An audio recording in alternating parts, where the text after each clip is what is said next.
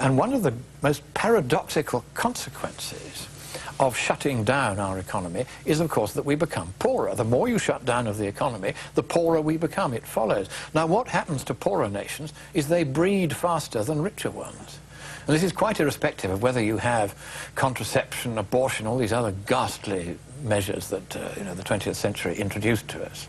Even if you don't have any of those, the only thing that stabilizes population in a beneficial and painless way, and it's the only way that's effective, is to raise the standard of living of the general population in the poorer countries. And what are we doing to them instead?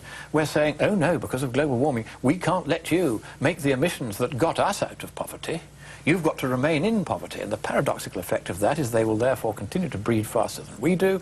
And the ultimate carbon footprint, if that's what worries these environmentalists, it doesn't worry me, but it does worry them, the ultimate carbon footprint of the world goes up if you pursue the policies of mitigation and closing down of economies which they advocate. So there is no scientific reason for any of this, and there is no economic basis for it whatever.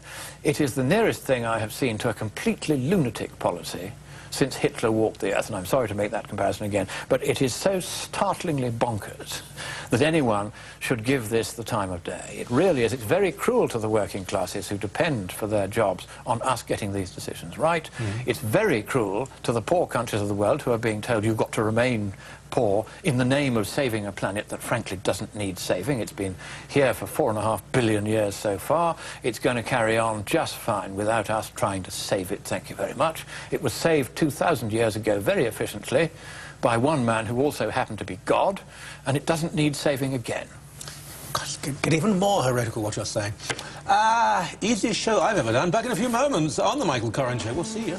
Last part of the show. I assume we'll still be here in 7 or 8 minutes because the world won't have ended in that period. Lord Christopher Monckton, who was science advisor to Prime Minister Margaret Thatcher, and we've heard him. I think the eloquence has been quite compelling on the issue of global warming. What I find frustrating is I know that some, I don't know, radio host who, full of self-importance, will say they've read a book about it, global warming's all true.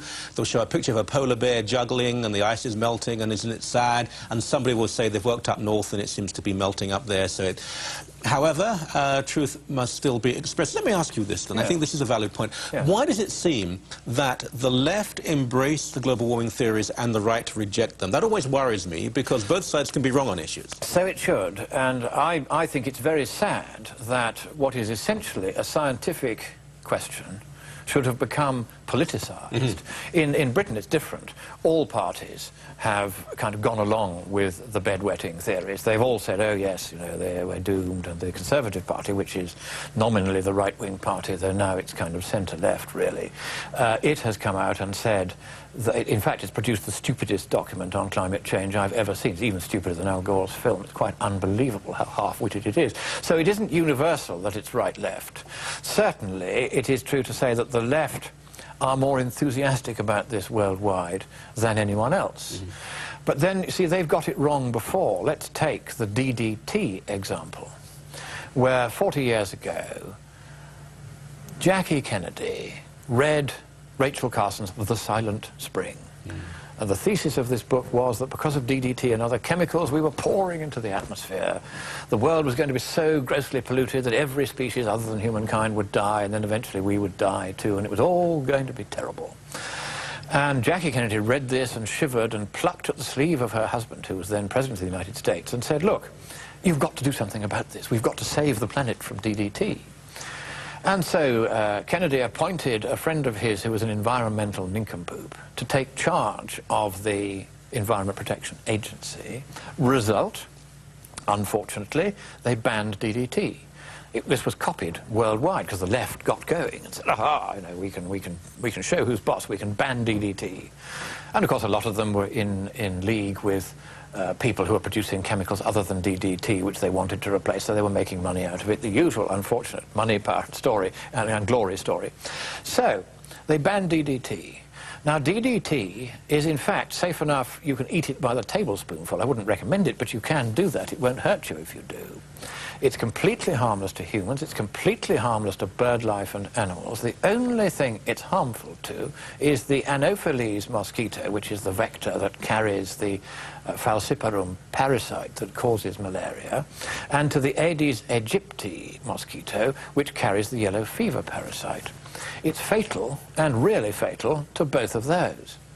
And the guy who invented it, who was German, got the Nobel Prize because before DDT was introduced, 1 million people a year around the world, nearly all of them children, were dying of malaria. It was one of the biggest killers. DDT came along, and deaths from malaria fell to 50,000. We were on the point of wiping it out. When the left got in on the act, and it's exactly the same people, the Environmental Defense Fund, you know, people who've got hundreds of millions of dollars in the bank, goodness knows where they get it from. Foreign governments, possibly. I don't know, I haven't looked, but it's certainly an alarming question. Are environmental movements being backed by China or India so that they won't have to compete with us for natural resources because we'll have shut our economies down? It's a question that the security services, I hope, are looking at, because it certainly worries me. But there was the Environmental Defense Fund. It came in and said, right, we're going to try and press for a ban on DDT. They succeeded. The number of deaths went back up from 50,000 a year to 1 million a year, and it stayed there for 40 years, while the likes of me were chirruping away saying, this is killing millions, it ought to be stopped, what on earth is the World Health Organization doing? And eventually, just 3 years ago, on the 15th of September 2006, Dr. Arata Kochi of the World Health Organization said, right, he said, in this field, politics usually predominates. Now we are going to take a stand on the science and the data. He ended the ban on DDT and declared that it would once again be the front line of defense against the mosquito. 40 million people died. 40 million children. Because Jackie Kennedy read a silly book. Yep. And her foolish husband bought into it. And then the entire international left came in on the act. And that was what did the damage.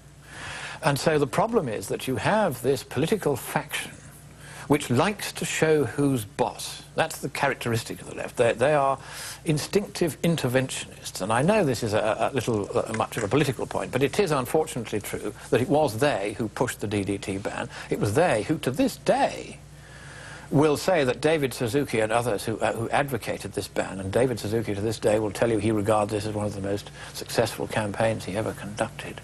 That killed 40 million people, nearly all of them children. And it took 40 years before this decision could be reversed. Why? Because we had to wait until all the people responsible for the original decision had either retired or died and were no longer in the way of doing the decent thing. And because they thought it was harmful to people, to animals? They didn't think any such thing. It was purely to show who was boss. There was no there was never any scientific case for this.